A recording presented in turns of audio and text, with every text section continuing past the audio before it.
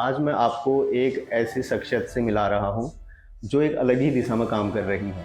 वो social activist हैं और वो उत्तराखंड के एक महत्वपूर्ण शहर हल्द्वानी में रहती हैं और यहाँ से वो एक फाउंडेशन चलाती हैं। मेरे साथ मौजूद हैं सुचित्रा जायसवाल जी, जो अनमोल संकल्प सिद्धि फाउंडेशन चलाती हैं। मैम, ये मतलब कि किसी को अपना देह दान करने के लिए आप कैसे प्रेरित करते हैं? ये भी तो एक बहुत बड़ा विषय है ना, टास्क है ना? हाँ, प्रेरित करना। देखिए, अब मैं एक तो जागरूकता शिविर लगाते हैं जिसमें हम डॉक्टर्स को इनवाइट करते हैं। आगे आपने क्या सोचा है कि इस दिशा में इसको कैसे इस ले दिशा जाओगे? में देखिए, क्या योजना है? हाँ, मेरी लोगों को कैसे प्रेरित करेंगे? जी, प्रेरित तो मैं ऐसे ही करती रहूँगी। लोगों के फ़ोन आ रहे हैं और प्रेरित हो रहे हैं लोग। नमस्कार, मैं हूँ हेमंत पांडे और आप देख रहे हैं जर्नलिस्ट इंडिया। आज मैं आपको एक ऐसी शख्सियत से मिला रहा हूँ, जो एक अलग ही दिशा में काम कर रही हैं। वो सोशल एक्टिविस्ट हैं और वो हल्द्वानी में रहती हैं। उत्तराखंड के एक महत्वपूर्ण शहर हल्द्वानी में रहती हैं और यहाँ से वो एक फाउंडेशन चलाती हैं। मेरे साथ मौजूद हैं सुचित्रा जायसवाल जी, जो अनमोल संकल्प सिद्धि फाउंडेशन चलाती हैं। देहदान, नेत्रदान, रक्तदान, इनके वो विषय हैं जिन पर ये काम करती हैं। मैम, सबसे पहले आपका स्वागत है जर्नलिस्ट इंडिया पर। मैम, जो आप ये सामाजिक कार्य कर रही हैं, ये बहुत अच्छा सामाजिक कार्य है और इस बारे में आपको कैसे प्रेरणा मिली और आप फिलहाल क्या-क्या कर रही हैं? थोड़ा-सा हमारे दर्शकों को बताइए। ऐसे समाज सेवा के बारे में अगर मैं बोलूँ, आपको बताऊँ, पिछले 25 सालों से इस क्षेत्र पहले मैंने इस क्षेत्र में काम नहीं किया था, देहदान, नेत्रदान। पहले मैं समाज सेवा के कार्यों से जुड़ी, जिसमें बहुत तरह के काम आते हैं, जैसे गरीब कन्याओं का विवाह, गरीब बच्चों की फीस, इन सब पे हम काम करते थे। जैसे किसी के बच्चों जो बच्चे पढ़ने में जो असहाय होते थे, असमर्थ होते थे, उनकी फीस भी भरते थे हम। गरीब कन्याएँ जिनके माता-पिता असमर्थ होते थे अपने बच्चों की शादी कराने में, उन गरीब कन्याओं का विवाह भी करवाते थे। गाँव में जाके हम आई कैंप लगाते थे और वहाँ से भारी मात्रा में लोगों को यहाँ लाके बेस हॉस्पिटल में हमने मोतियाबिंद के ऑपरेशन करवाए हैं। बहुत बार ये हमने किया, मोतियाबिंद का ऑपरेशन। हमने दिव्यांगों के लिए शिविर लगाए, बहुत भारी मात्रा में हमने ट्राईसाइकिल, व्हीलचेयर, कान सुनने की मशीन, बैसाखी इत्यादि वितरित किए, बिल्कुल निःशुल्क। इसके लिए हम किसी से एक भी पैसा नहीं लेते हैं, कहीं से भी। अभी तक का हमारा जो भी काम है, वो सब हम निःशुल्क करते हैं। हमारे कुछ मेंबर्स हैं, हमारे कुछ सदस्य हैं, जो हम लोग आपस में कंट्रीब्यूट करते हैं और जो भी खर्चा होता है, और कुछ समाज के लोग भी हमें इसमें सहयोग करते हैं, जिनकी मैं आभारी हूँ। और इस तरीके से मैं काम करती हूँ। 25 सालों से ये काम करते-करते फिर मैंने बहुत सारे पोस्ट मुझे मिले। जैसे लॉयंस क्लब में देख रहे हैं आप, यहाँ लॉयंस लॉयंस क्लब का भी आया हुआ। तो उस समय मुझे बेस्ट प्रेज़िडेंट, प्रेस सेक्रेटरी का अवार्ड मिला। फिर होता है ना, जब सराहना मिलती है तो आगे बढ़ने की हाँ, प्रेरणा भी हौसला मिलती है, मिलता है, हौसला हौसला भी मिलता है। मिलती है। बहुत सारे क्षेत्रों में काम करने के बाद फिर मैं, जैसे वैश्य महिला समिति है, वैश्य यहाँ का बहुत बड़ा संगठन है, यहाँ वैश्य महासभा का। तो वैश्य महिला समिति की मुझे अध्यक्ष बनाया गया, जिसमें मैंने 4 साल तक उस पद पे काम किया। वैश्य महिला समिति में रहते हुए ही मैंने सोचा कि मुझे इस तरफ मेरा ध्यान गया, देहदान और अंगदान के लिए पहले ध्यान गया था। मुझे लगा कि मैं करना चाहती हूँ। मैं अपना, यहाँ एक प्रोफ़ेसर हैं संतोष मिश्रा जी, मैं उनका नाम इसलिए लेना चाहूँगी कि मैंने उनका ही देखा तो मुझे प्रेरणा मिली, क्योंकि उन्होंने अपने पत्नी के साथ देहदान का संकल्प पत्र भरा था। उनकी पूरी फैमिली ने भर रखा है। उन्होंने अभी-अभी अपनी माताजी का देहदान किया भी है। उनकी माताजी की डेथ हो गई, तो उन्होंने देहदान इलाहाबाद यूनिवर्सिटी में किया है, मेडिकल कॉलेज में इलाहाबाद के। तो मैंने सोचा मुझे करना चाहिए, तो मैंने पहले अपने ऊपर वो लागू किया था। मुझे पता चला कि यहाँ अंगदान की सुविधा नहीं है, हल्द्वानी में अंग अभी भी नहीं है, क्योंकि उसके लिए एक मल्टी स्पेशलिटी हॉस्पिटल चाहिए, जहाँ इन चीज़ को प्रिजर्व किया जा सके, जो सुविधा अभी हल्द्वानी में नहीं है। तो मुझे पता चला यहाँ सिर्फ देहदान हो सकता है। तो मैंने अपना देहदान का संकल्प पत्र भरा। उसके बाद मुझे लगा कि चलो, फिर मुझे पता चला मेरी बेटी मेडिकल में है, मेरी बेटी डॉक्टर है, एनेस्थेसिक्स का भी उसने डीएनबी पूरा किया है मोहाली फोर्टिस से। तो मुझे जब वो पढ़ती थी तो उस समय मुझे ये पता चला कि जब वो पढ़ाई के लिए, तो वो कहती थी बॉडी की बहुत कमी होती है, जहाँ हम प्रैक्टिकल नहीं कर पाते हैं ज़्यादा, कि बहुत कम बॉडी आती है। मैं, जैसे कि हम लोग पूछते थे थोड़ा कि क्या किया तुमने, कभी तुम्हें ऐसा मिला कि तुमने प्रैक्टिकल किया और ये किया, तो उसने कहती थी बहुत कम मिलता है, ऐसा बॉडी नहीं आती है वहाँ। तो मुझे लगा तो फिर लोगों को वो वेस्ट है हमारे लिए, जो क्योंकि मरने के बाद तो हमें जला दिया जाएगा, किसी काम का नहीं है वो हमारे। तो मैंने कहा चलो अगर मैं इस क्षेत्र में थोड़ा सा आगे बढ़ूं, क्या पता लोग जागरूक हो जाएं। लेकिन मैंने देखा लोगों में बहुत भय व्याप्त था, बहुत मुश्किल से लोग इसके लिए तैयार होते थे। मैं देहदान की बात छोड़िए, नेत्रदान के लिए भी लोगों को जब मैं कहती थी तो वो कहते थे नहीं, अगर हम इस जन्म में नेत्रदान करेंगे तो हम अगले जन्म में अंधे पैदा होंगे। पढ़े लिखे लोग ऐसी ऐसे मुझे मिलती थी प्रतिक्रिया, तो मुझे लगता था बहुत मुश्किल है। और फिर मैं ये सोचती भी थी कि मैं किस फील्ड में आ गई, मैं क्यों कर रही हूँ ऐसा, मुझे क्या मतलब है इससे। तो लेकिन पता नहीं क्यों, शायद कोई ईश्वर की नहीं, जब कभी भी किसी भी मिशन पे कोई चलता है तो राह में बहुत सारे रोड़े आते हैं, मोटिवेशन भी मिलता है, डिमोटिवेट भी होता है। मतलब मुझे ये लगता था कि मैं बेकार फंस रही हूँ इसमें, मुझे लगा ये बहुत पेचीदा है, नहीं मुझे नहीं फंसना चाहिए। मैं बैठ जाती थी कुछ दिनों के लिए, मैं बिल्कुल साथ। फिर दूसरा कभी से कोई कॉल आ जाता था, आप करवाते हो देहदान? फिर मुझे लगता था हाँ लोग हो रहे हैं जागरूक, करना चाहिए मुझे कुछ। तो मुझे लगता है कि इसके पीछे भी भगवान का कोई आदेश है। मेरे बस का नहीं था कोई इतना बड़ा काम करना, लेकिन भगवान के आदेश से मैं आगे बढ़ते गई, कनेक्शन बनाते गए, भगवान कनेक्शन बनाते गए, मेरे जीवन का शायद आपको लोग मिलते गए, डोनेट करते गए। तो अब तो ये हाल है कि मेरे पास महीने में, अभी भी आपके आने पे भी मुझे अभी एक कॉल आई है, वो रुड़की में रहती हैं और सुशीला तिवारी में शायद उनकी बहू पोस्टेड है। वो उस दिन हमारे प्रोग्राम में, दरअसल हम साल भर जितने लोग हमारे संकल्प पत्र भरते हैं, हम उनके सम्मान का एक कार्यक्रम करते हैं। तो वो हमारे सम्मान के कार्यक्रम में आई थी, तो उनका अभी कॉल आया कि आपका फ़ोन नंबर मैंने बहुत मुश्किल से लिया है और मुझे भी करना है, लेकिन मैं यहाँ 5-6 साल रहूँगी, उसके बाद मैं रुड़की चली जाऊँगी, तो कैसे होगा। तो मैं उन्हें यही समझाना चाह रही थी, अगर रुड़की में अगर मेडिकल कॉलेज है या उनके नियरेस्ट ऋषिकेश पड़ रहा है, तो उन लोगों को वहाँ करना चाहिए, क्योंकि उनके लिए सुविधा वहाँ होगी। हम यहाँ भरवा देंगे, लेकिन अगर वो इसके बाद रुड़की चली जाती हैं तो उनको वो सुविधा यहाँ से प्राप्त नहीं होगी। तो अब ये कंडीशन है, इतने जागरूक हुए हैं लोग कि पहाड़ से भी लोग आ रहे हैं, मुक्तेश्वर से आ रहे हैं, गदरपुर से आ रहे हैं, और आके बाकायदा वो यहाँ फॉर्म भर रहे हैं और देहदान का संकल्प पत्र भर रहे हैं, और हम उनको मेडिकल कॉलेज में जमा कर रहे हैं। तो इतनी जागरूकता आई है, क्योंकि जो भय था वो धीरे धीरे कम हो रहा है, लोगों में जागरूकता आई है। मैम, ये कि किसी को अपना देहदान करने के लिए आप कैसे प्रेरित करते हैं? ये भी तो एक बहुत बड़ा विषय है ना, टास्क है। हाँ, प्रेरित करना, देखिए हम एक तो जागरूकता शिविर लगाते हैं जिसमें हम डॉक्टर्स को इनवाइट करते हैं, मेन एनाटॉमी विभाग से बुलाते हैं, ताकि वो पूरी प्रक्रिया समझा पाए। क्योंकि ये एक विषय जो है, ये ऐसा विषय नहीं है कि जिसमें आप किसी से कोई जबरदस्ती कर सके।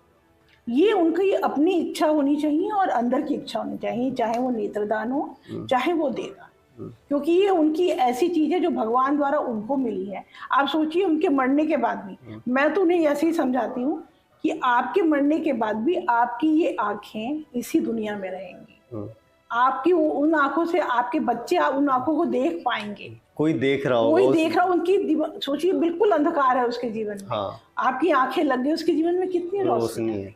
तो आपके लिए कितना बड़ा काम है, जो चीज आपके काम की नहीं, जो चीज जल जानी है, उस चीज से आप आगे लोग तैयार कर रहे हो, मेडिकल कॉलेज के स्टूडेंट्स को तैयार कर रहे हो। फिर 100 साल आप उसको 50 साल वो कर रहे हो। नहीं, आप अब सोचो कि वो डॉक्टर कितनों की जान बचाएंगे, अगर वो अच्छे डॉक्टर बनेंगे तो कितनों की जान बचाएंगे।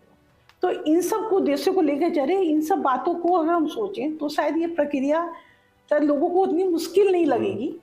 अभी बच्चे कहते हैं कि नहीं, आपने अभी कुछ दिन पहले एक लेडी थी, उन्होंने मुझे बहुत फोर्स करके अपने घर बुलाया, लेकिन जब मैं वहाँ गई तो उनकी बेटी ने कहा, आपने कैसे डिसीजन ले लिया मम्मा, ये कैसे हो सकता है, हम कैसे देंगे आपको, ऐसा नहीं हो सकता है, हम कैसे, अस्थि नहीं मिलेगी हमको, हम कैसे क्रियाक्रम करेंगे। तो मैंने कहा ऐसा तो नहीं है, और कितने केस इतने होते हैं। मैं उन्हें ये समझाती हूँ, आप ये बताओ कि कोविड में क्या किसी के घर में डेड बॉडी आई थी वापस? तो मुश्किल हो गया था, मुश्किल नहीं हुआ, आई नहीं। तो हमारे जानकार में है, हमारी एक प्रिंसिपल है लिटिल फ्लावर स्कूल की, लाल डाट पे है वो स्कूल, उनकी प्रिंसिपल है शांति जीना मैम। उन्होंने देहदान का संकल्प पत्र भरा है। उन्होंने इसलिए भरा कि कोविड में उनके हस्बैंड की मृत्यु हुई और उनके पति की डेड बॉडी नहीं आई घर। उन्होंने कहा कि जब इनकी डेड बॉडी घर नहीं आई तो मैं अपनी भी डेड बॉडी घर नहीं लाऊंगी। मैं उसी दिन में उन्होंने कहा दुर्गा सप्तशती का मैं पाठ कर रही थी और मुझे अचानक ध्यान आया, मैंने सुचित्रा को फ़ोन किया और मैंने इसको शाम को बुला लिया। तो कुछ लोग ये है, एक डॉक्टर ने किया, अभी एमबीबीएस के डॉक्टर हैं, उनका बच्चा रहता है स्विट्जरलैंड में। उन्होंने मुझे बुलाया, उन्होंने कहा किसी को मैं ये नहीं करना चाहता इसमें कि किसी को पता चले कि मैंने किया है, लेकिन मैं दोनों मियाँ बीवी ने किया। उन्होंने इसलिए किया कि एक उनके किसी परिचित की मृत्यु हुई, उनके बच्चे ने 4 दिन 5 दिन तक उनकी बॉडी रखी रही और बाहर से आने में उसे 4 दिन लग गए, तो उसके बाद उसकी बॉडी उन्होंने उसका क्रिमिनेशन किया। तो मैं नहीं चाहता कि मेरी बॉडी की ये दुर्गति हो, तो कुछ इस भावना से कर रहे हैं, कुछ इस भावना से कि क्या काम आएगा। तो हम तो लोगों को ऐसे ही समझाते हैं कि भाई कुछ नहीं होता। अगर कहीं हम जा रहे हैं, अब हमने देहदान का संकल्प पत्र भी भर लिया, हमने जा रहे हैं कहीं, हमारा एक्सीडेंट हो गया, चिथड़े उड़ जाते हैं लोगों के, तब क्या बॉडी घर आएगी? नहीं आती है ना बॉडी, तब भी घर नहीं आती। तो आप ऐसा काम करो ना, जो चीज़ आपके लिए वेस्ट है, बिल्कुल राख हो जाना है। और जहाँ तक इमोशन की बात है, कितनी देर तक रहता है इमोशन? 1 घंटे 2 घंटे बाद फैमिली वाले भी नॉर्मल होने लग जाते हैं। फिर वो 1-2 घंटे से ज़्यादा रख नहीं पाएंगे हमारी बॉडी को। उसके बाद वो कहेंगे जल्दी करो, देर हो रही है, ले जाना है, अभी करना जरूरी है क्रिमिनेशन। उसके बाद वो नॉर्मल होने लग जाते हैं, उनकी भूख नॉर्मल हो जाती है, वो सोने लग जाते हैं, थोड़ी धीरे धीरे नॉर्मल हंसने बोलने लग जाते हैं। तो वो इमोशन भी ज़्यादा आगे चलती है, तो फिर वो सब पुरानी चीजें यादें रह जाती हैं। फिर तो फिर वही मतलब वो इमोशन कितने देर का है? 1 घंटे का, 2 घंटे का, ज़्यादा ज़्यादा 2 दिन का, 1 हफ्ते का। धीरे धीरे सब कुछ नॉर्मल होता है। लेकिन आप ये सोचो कि जो चीज़ राख होनी है, जो शरीर को राख होना है, वो शरीर से आपके इतने डॉक्टर्स तैयार हो रहे हैं, और आप पता नहीं क्या कर जा रहे हो, आपके उस डॉक्टर से कितने हजारों लाखों की जान बच रही है। ये एक ऐसा काम है जो अगर सोचा जाए तो बहुत कुछ है, अगर नहीं सोचिए तो कुछ भी नहीं है, डर है। तो मुझे नहीं लगता, मैंने तो खैर अपना भी भरा है और मैंने सारे डॉक्यूमेंट्स दिखा दिए हैं अपनी बेटी को कि भाई ये रखा है और तुम दे देना जरूर, क्योंकि मेरी इच्छा है ये कि मेरी बॉडी वहीं जाए, मेडिकल कॉलेज।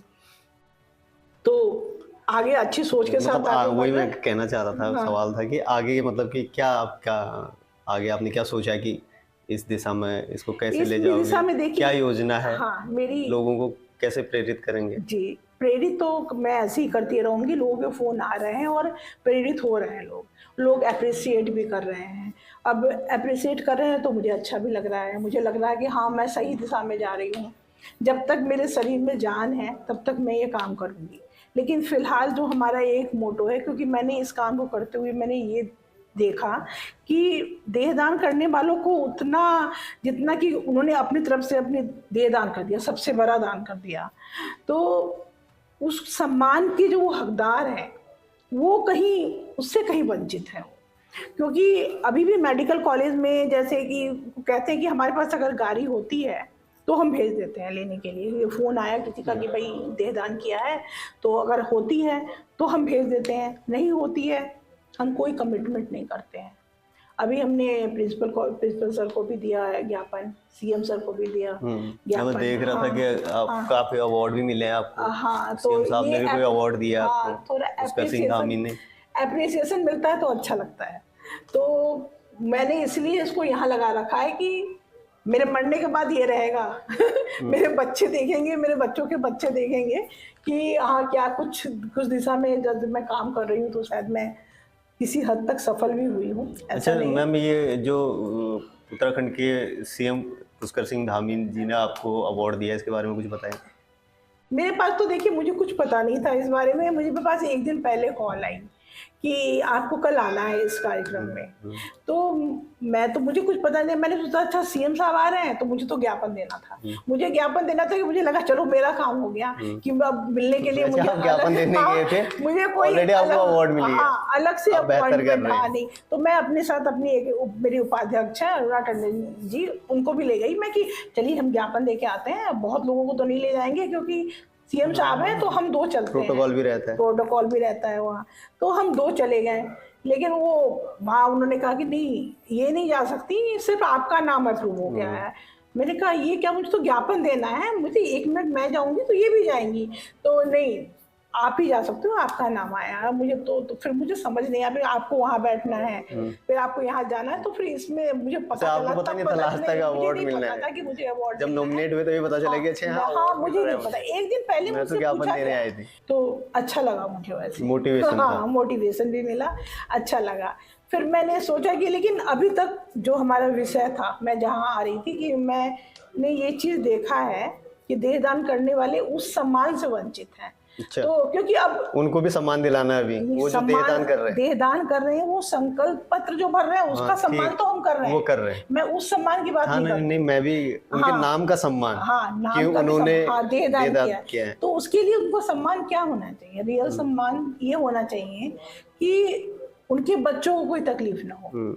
अगर एक कॉल पे ये लॉ में आना चाहिए कि देहदान के करने वालों को घर से सम्मान ले जाया जाए, मेडिकल कॉलेज से और प्रशासन की तरफ से ये सुविधा होनी चाहिए कि देहदान करने वालों के लिए गाड़ी आए और उन्हें सम्मान के साथ ले जाया जाए मेडिकल कॉलेज।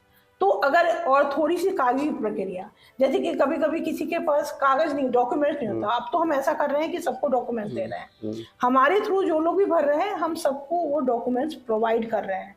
एक हम डीएम साहब को देते हैं, एक मेडिकल कॉलेज में, एक उनको देते हैं जो कर रहे हैं, क्योंकि उनके पास डॉक्यूमेंट्स का होना जरूरी है। अगर उनके पास डॉक्यूमेंट्स नहीं होते हैं, उन्होंने किसी के थ्रू किया है, उनके पास डॉक्यूमेंट्स नहीं है, तो पहले से ही डॉक्यूमेंटेशन होना चाहिए और पूरा प्रॉपर उन्हें होना एक चाहिए। तो मैं सम्मानजनक तरीके से ले जाया ताकि डॉक्यूमेंटेशन में कोई प्रॉब्लम ना आए और सीधे प्रोसेस होना चाहिए। सीधे प्रोसेस होना चाहिए। उस समय उनके परिवार वालों को परेशानी ना, थोड़ा सा सरलीकरण अगर इसमें होगा और देहदान करने वालों को ये सम्मान के साथ घर से ले जाया जाएगा, तो मुझे लगता है इसमें और भी बढ़ोतरी होगी, थोड़ा लोगों में जो डर व्याप्त है वो कम होगा। तो हम लोग, मेरी पूरी संस्था, मेरी पूरी टीम इसमें लगी हुई है कि हम इस प्रोसेस को पूरा करें और इसी तरीके से ये कानून बन जाए कि देहदान करने वालों को ससम्मान घर से ले जाया जाए। तो इसीलिए हमने ज्ञापन दिया था, डीएम को भी दिया हमने, सीएम सर को भी दिया हमने और प्रिंसिपल को भी दिया हमने। तो अभी देखिए क्या होता है, एक बार फिर से शायद मुझे लगता है मुझे सीएम सर के पास जाना ही पड़ेगा, मिलना पड़ेगा। हाँ मिलना पड़ेगा, नहीं तो अभी तक कोई इस बार पक्का ज्ञापन देना पड़ेगा। इस बार पक्का ज्ञापन देना पड़ेगा। तो क्योंकि उसमें अभी कोई आगे मुझे नहीं दिख रही है कार्रवाई, तो अब देखिए क्या होता है, कोशिश है और कहते हैं लोग कि कोशिश तो कामयाब होती है, बस अच्छा इरादा कोशिश करने वालों की कभी हार नहीं होती, तो कोशिश करते रहना चाहिए, जो होगा आगे भगवान के। हाँ, तो मैम अब लास्ट में हमारे दर्शकों को और इस समाज को कोई संदेश मतलब आप देना चाहते हैं? तो मैं तो यही कहूँगी कि देहदान एक बहुत बड़ा दान है, इससे बड़ा और कोई दान नहीं है। देहदान, नेत्रदान और रक्तदान, आप सब आगे आइए, हमारी इस मुहिम में हमारा साथ दीजिए, हम आप सबके आभारी रहेंगे और हमारी पूरी कोशिश है कि देहदान वालों को ससम्मान घर से ले जाया जाए। इसमें अगर हम आगे कामयाब होते हैं तो मैं आप सबका फिर से आभार प्रकट करूंगी। मैं मुख्यमंत्री जी को इस चैनल के माध्यम से मैं ये संदेश देना चाहती हूँ कि कृपया इस प्रक्रिया को आगे बढ़ाएं और देहदान करने वालों को सम्मान के साथ घर से ले जाया जाए। धन्यवाद मैम, बहुत बहुत शुभकामनाएं आपको जर्नलिस्ट इंडिया की तरफ से और इस मुहिम को आगे बढ़ाने के लिए। फिर आपसे इस विषय में फिर चर्चा होगी कि आगे कितना आपने इसमें अचीव किया या क्या कठिनाइयाँ आ रही हैं और कहाँ तक आप पहुँचे हैं। तब तक के लिए धन्यवाद आपका बहुत। अगर आपके चैनल के माध्यम से ये संदेश मुख्यमंत्री जी तक पहुंच जाएगा तो मुझे बहुत खुशी होगी। नहीं, मैं चाहूंगी कि ये चैनल के माध्यम से जरूर पहुंचे और हमारे इस काम को थोड़ा सा भी अगर आगे बढ़ावा मिलता है तो मैं आपके चैनल की बहुत बहुत शुक्रगुजार हूँ। Ma'am, journalist India digital journalistindia.com.in आपकी खबरों को, आपकी प्रेरणाओं को जनता तक हमेशा पहुंचाता रहेगा। धन्यवाद, मैं ये आपसे वादा करता हूँ। Thank you. तब तक के लिए अभी इजाज़त दीजिए।